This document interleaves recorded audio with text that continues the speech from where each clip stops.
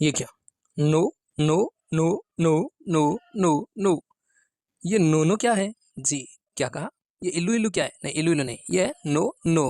क्या कहता? No no. जी हाँ। तो आज हम बात कर रहे हैं नो की। तो इस नो में क्या विशेषता है दोस्तों?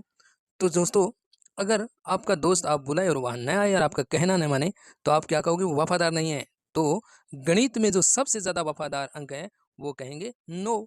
तो आप कहेंगे नो, नो कहना मतलब जी, नो कहना सीखिए। तो ऐसा क्या है नो में? तो चलो वेदों की ओर। किसने कहा? दयानंद सरस्वती जी ने। जी हाँ, हम गणित के मामले में भी हम नो की ओर बढ़ रहे हैं। तो आप बताता हूँ आपको नो की खासियत। तो वीडियो में बने रहिएगा कि नो को पूर्णतया अंक क्यों माना जाता है, क्योंकि सब कुछ नो में जो समाया हुआ है।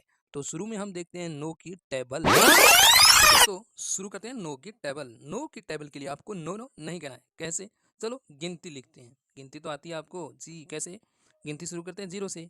जीरो, एक, दो, तीन, चार, पाँच, छ, सात, आठ, नौ, और ये लिखा नो।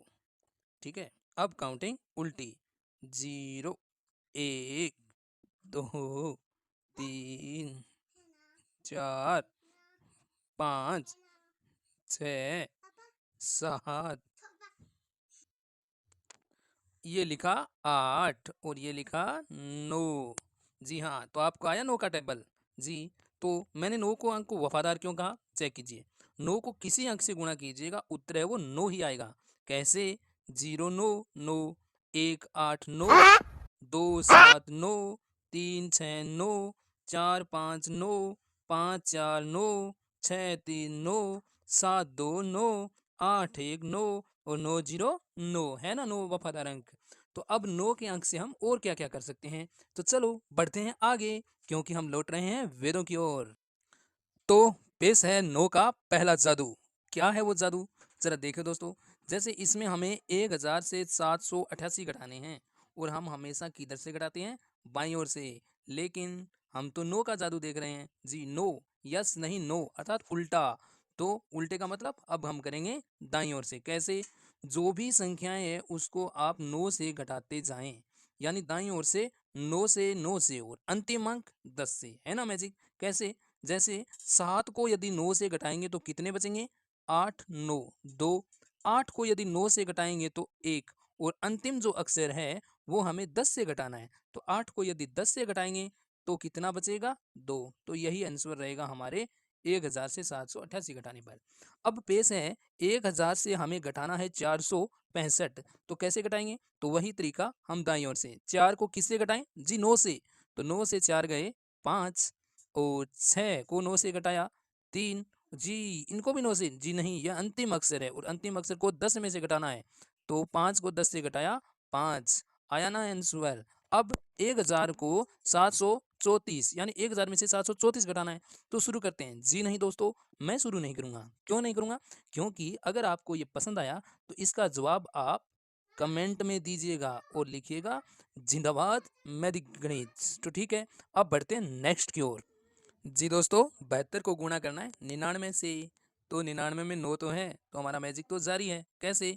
सर 72 में से एक कम करो, हमें पता है 71। ठीक है, वापिस कितना बचना? 99। 99 से आप ये 71 घटाओ, यानी इनसे 72 से एक कम 71, ये 71 आप 99 से वापिस घटाओ। तो घटाया, 9 में से एक गए 8, 9 में से 7 गए 2, और आगे बचा 71। है ना मैजिक? चलो एक और ट्राई करते हैं। जैसे अगर हमें 412 से गुणा करना है 99 से, तो हम क्या क्यों करेंगे? आप बोलोगे वही मैजिक गणित। कैसे? 412 से एक कम किया तो हमें मिला 411। ठीक है, और 99 से कितने घटाने हैं? 411। तो मैजिक फेल। अब क्या करेंगे? 99 से तो 411 नहीं घट रहा है। तो आप कहेंगे यहाँ पे आपकी मैजिक गणित है वो फेल हो गई। जी नहीं, वेदों की ओर लौटो। तो क्या करें? ये बीच का ओब्लिक हटा दिया जाए। ठीक है, अब जो संख्या बची है उनसे आप ये घटाएं। कैसे? 9 में से एक गए 8 जी। 9 में से एक गए 8, और अब बचा 1। 1 में से 4 नहीं जा रहा है, तो हाथ पाई 11। 11 में से जो 4 जाएंगे तो कितने बचेंगे? 7। यहाँ बचे 0, और यहाँ बचे 4। है ना मैजिक? तो अन्य संख्या अगर मैं ले रहा हूँ, मुझे गुणा करना है 83 को, मुझे गुणा करना है कितने से? 99 से। तो अगर आपको ये वैदिक गणित अच्छी लगी, इसी प्रकार से हमें दाईं ओर से जोड़ गुणा भाग सीखना है ताकि हमारी जो कैलकुलेशन है, जो गणनाएं हैं वो सरल हो। तो इसका जवाब आप कमेंट में दीजिएगा और कीजिए, लिखिएगा कमेंट कि सर कंटिन्यू। तो मैं आपके लिए वैदिक गणित पर वीडियो बनाता रहूँगा। तो धन्यवाद।